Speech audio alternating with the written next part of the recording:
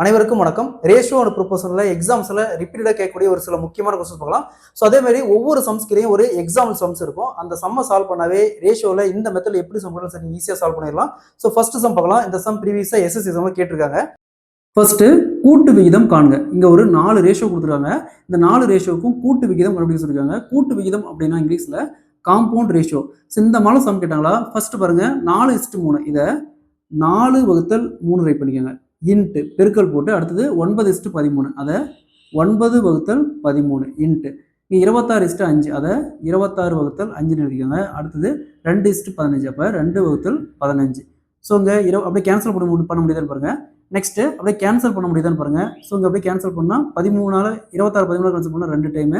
Next இங்கே 9 3 cancel பண்ணால் 3. Next இங்கே 15 3 கேன்சல் பண்ணால் 5.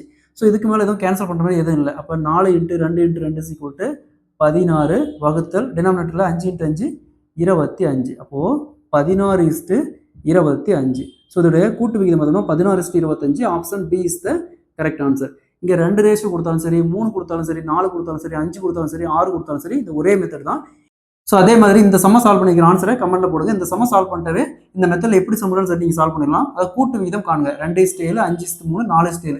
இதுக்கு கூட்டு விகிதம் என்னன்னு கேட்குறாங்க. இந்த சம்ம சால்வ் பண்ணிக்கிற ஆன்சரை கமெண்ட்ல போடுங்க.